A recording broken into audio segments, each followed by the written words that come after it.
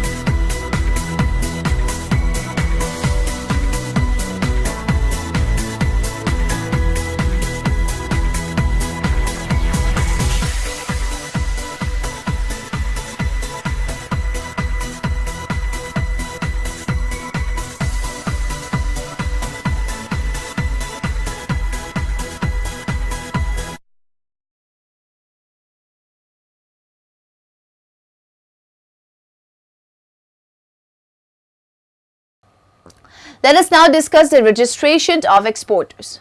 Prior to 1997, it was necessary for every first-time exporter to obtain IEC number from Reserve Bank of India (RBI) before engaging in any kind of export operation. But now, this job is being done by DGFT. Registration with Director General of Foreign Trade (DGFT). For every first-time exporter, it is necessary to get registered with the DGFT Director General of Foreign Trade, Ministry of Commerce, Government of India. DGFT provide exporter a unique IEC number.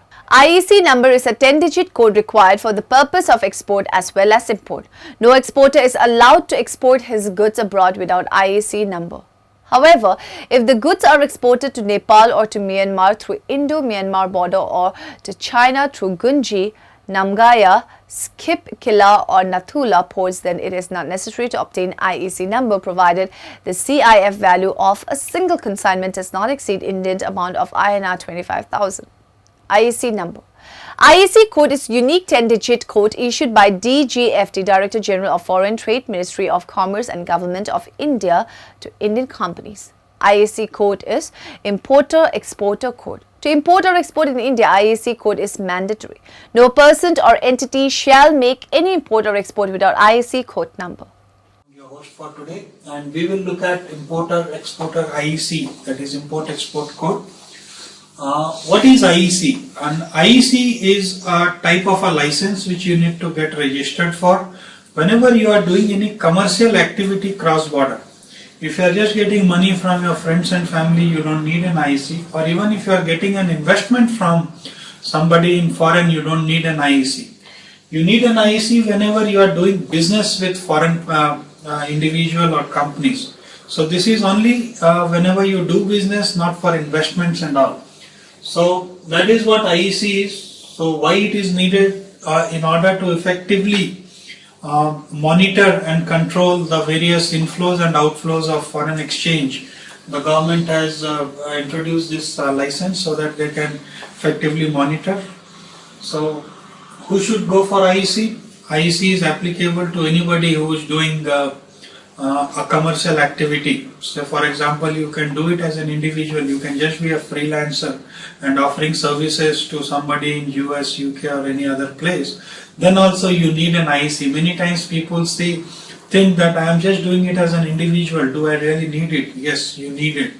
You can take an IEC registration right on your name. Say for example, Naveen Kumar. I can take an IEC registration on Naveen Kumar itself with my savings account. You don't need to have a current account for that. But if you are taking a IEC registration in any other name, say for example a business name, then you need a current account. So anybody who is doing a commercial activity, you should take an IEC. Recently there was a huge hue and cry for the PayPal transactions. So that was a move RBI did so as to track a lot of money that was coming in and going out. So typically whenever you are making any imports, that is you are making a payment outside India, those has to be properly tracked for various taxes issues and stuff, and a proper process needs to be followed. So that's why they banned all transactions from PayPal where you can make a payment outside India. For receiving payments, they have made it small categories. So PayPal also has been insisting on providing an IEC number. But since the amount have reduced a very small thing, they have just now looking at the PAN number where the tracking can be done. So who is going to ask you for an IEC? Whenever you receive any foreign payments, your banker will give you a call, sir, this payment has come, and they will ask to produce an import-export license to credit that amount to your account. So that's the importance of IEC. Quickly, whenever you are doing any commercial transactions outside India, you need an IEC, whether you are importing or just an exporting, of both you need this. It is not needed whenever you are trying to raise money or trying to bring any investment or loan from a friend, relative, investor, company. This is not needed. Now moving on to the next topic, we will study the application for IEC number. An application for grant of IEC number shall be made by the registered or head office of the applicant and apply to the nearest regional authority of Directorate General Foreign Trade, the registered office in case of company and head office in case of others, falls in the Ayat Niryat form ANF2A and shall be accompanied by documents prescribed therein. Application for IEC number can be submitted to the nearest regional authority of DGFT. While submitting an application form for IEC number, an applicant is required to submit his PAN account number. Only one IEC is issued against a single PAN number. Apart from PAN number, an applicant is also required to submit his current bank account number and banker's certificate. An amount of ₹1,000 is required to submit with the application fee. This amount can be submitted in the form of a demand draft or payment through EFT, electronic fund transfer, by nominated bank by DGFT. Points need to be taken care of while applying for IEC number. covering letter on company's letterhead for issue of new IEC code number, 2 copies of the application in prescribed format, Ayat Niryat Form ANF 2A must be submitted to Regional Joint DGFT office. Each individual page of the application has to be signed by the applicant. Part 1 and Part 4 has to be filled in by all applicants. In case of application submitted electronically, no hard copies of Part 1 may be submitted. However, in cases where applications are submitted otherwise, the hard copy of Part 1 has to be submitted. Only relevant portion of Part 2 need to be filled in. Rupees 250 bank receipt in duplicate or demand draft EFT details evidencing payment of application fee in terms of certificate from the banker or the applicant firm in the format given in, self-certified copy of PAN issuing letter or PAN permanent account number, card issued by the Income Tax Authority, 2 copies of passport size photographs of the applicant duty attested by the banker of the applicant, self-addresses envelope with Rs 25 postal stamp for delivery of IEC certificate by registered post or challan or DD of Rs 100 or for speed post. India's share of export. Let us now know the meaning of India's share of export. Export in India increased to 1,652.02 INR billion in August of 2013 from 1,544.47 INR billion in July of 2013. Exports in India are reported by the Directorate General of Commerce. India exports averaged 253.15 INR billion from 1978 until 2013, reaching an all-time high of 1,672.52 INR billion in March of 2013 and a record low of 3.75 INR billion in May of 1978. India's main exports are engineering goods 19% of total exports, gems and jewellery 15%, chemicals 13%, agriculture products 9% and textile 9%. India is also one of Asia's largest refined product exporters, with petroleum accounting for annual 18% of total exports. India's main export partners are United Arab Emirates 12% of total exports and United States 11%. Others include China, Singapore, Hong Kong and Netherlands. In 2007, 8, 9, 10 and 11, the country's share in the total global exports stood at 1.07%, 1.21%, 1.31%, 1.48% and 1.67% respectively. The long-term vision of the government is to make India a major player in world trade and assume a role of leadership in international trade organization commensurate with India's growing importance, the minister said.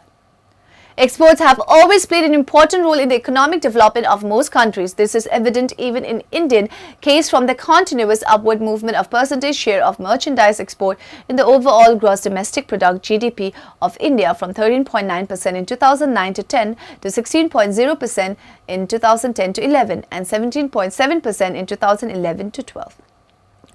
As per the WTO trade statistic, India's share in the total global merchandise exports has been measured at 1.48% during 2010, 1.66% during 2011 and 1.60% in 2012.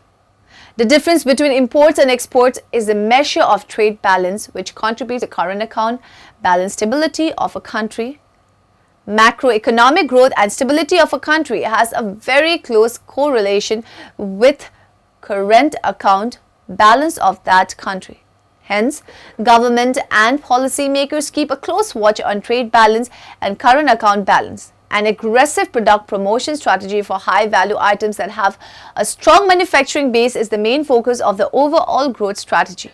The core of the market strategy is to retain presence and market share in traditional markets, move up the value chain in providing export products in the developed country markets, and open up new vistas both in terms of markets and new products in these new markets. Exports have boosted the growth of Indian economy substantially, and Indian exports in the current year have earned nearly $125 billion and is expected to earn $160 billion for the next fiscal year. The major export products of India include leather, medical appliances, equipments, textiles and so on. Chemical industry. Chemical industry is an integral component of the Indian economy which contributes around 7% of the Indian GDP. It touches our lives in several different ways, whether it is thermoplastic furniture we use or a synthetic garment we wear or a drug we take, we are inextricably associated to it. The industry is integral to the development of agriculture and industrial development in India and has key linkages with various other downstream such as automotive, consumer durables, engineering, food processing and more. During 2005 to 6, the industry contributed 17.6% of the manufacturing sector.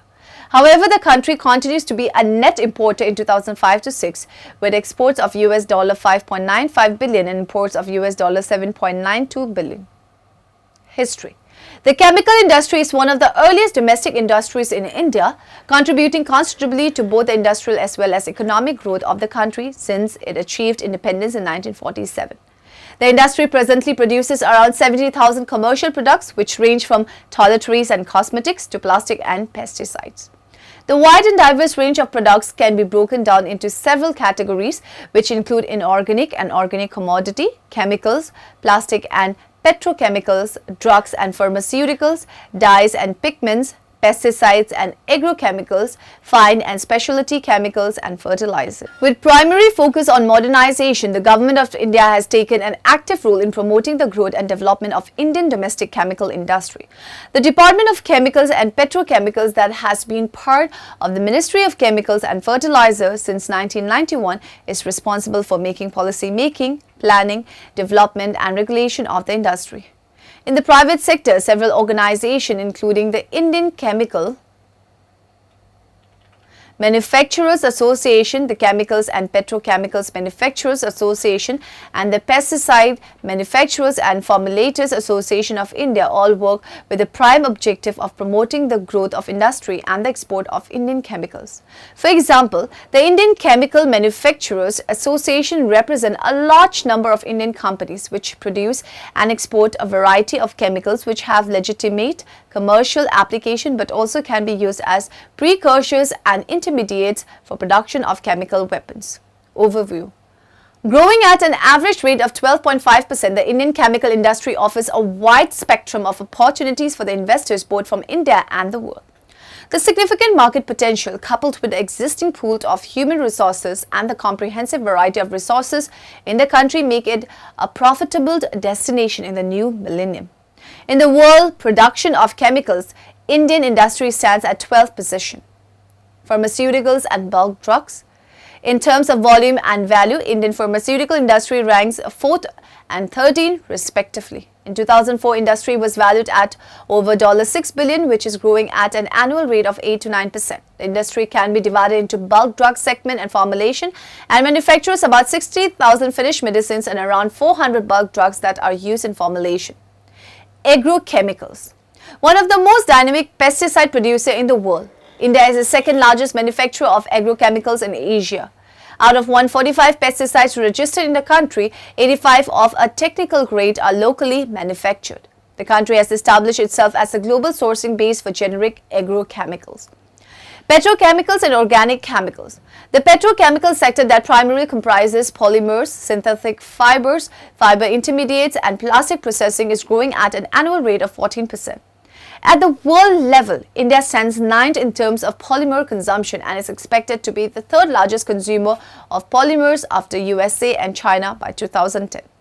To meet the growing domestic requirement, 9 global-sized ethylene crackers of 700 KT each would need to be set up by 2011-12 over and above the present capacity of 2.4 million tons. Dyes. The Indian dye industry is valued at around $3 billion with exports of about $1 billion.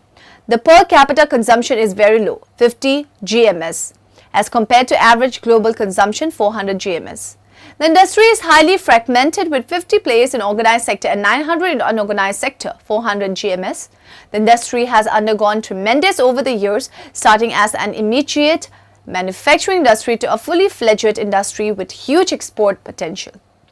At present, India's share of the dye output globally stands at 5% with a manufacturing capacity of 150,000 tons per annum. Specialty chemicals. Specialty chemicals comprise fine chemicals and performance chemicals. The Indian fine chemical industry is in a growth phase with an estimated worth of $700 million. The industry primarily caters to the pharmaceutical industry. The Indian specialty chemicals industry is valued at an approximated worth of $3 billion. inorganic chemicals, characterized by high degree of fragmentation even across of high volume product areas. Indian inorganic chemicals industry account for less than 4.5% of global market. The sector comprises of production of chemicals such as sulfuric acid, phosphoric acid, titanium dioxide, carbon black and chloralkali industry, which forms a major part of inorganic sector. Home furnishing. A fast emerging economy in the world of home textile, India produces a wide range of products including home furnishing, household linen, curtain, tapestry and yardage made with several texture and varying thickness. The home furnishing industry mainly exports fabrics, bed linen, table linen, toilet and kitchen linen, towels, cushions, curtains, pads, tapestries and upholstery, carpets and floor coverings, etc. The industry has adopted several measures and techniques to offer premium quality and eco-friendly products to the global industry. The home furnishing products can be broadly categorized into 5 categories, which include bedding, window, dressing, bathroom, textiles, cushions and covers and table linen. Household penetration levels are high, especially in the largest sectors, bedding and window dressings, while replacement due to wear and tear is not inevitably frequent, and increased consumer interest in home interior products has stimulated buying in what is now very much a fashion-led industry. The industry also benefits from the growing number of households, a trend which is expected to continue at an even faster rate. Exports. With their ethnic, intricate carvings, weaves, pattern themes, motifs, color scheme and workmanship, Indian home furnishing products are gaining immense popularity among buyers the world across. The share of Indian exports in home textile is increasing day by day. In 2002-3, the value of export of cotton, handloom fabrics and made-ups was Rs 544 crore. The value of export of handmade carpet and other floor coverings was of the order of Rs 2,590.26 crore, and value of export of other home furnishing products was Rs 2,633.37 crore. Future forecast. The future prospects for the Indian home furnishing industry are bright, especially in the post-quarter regime.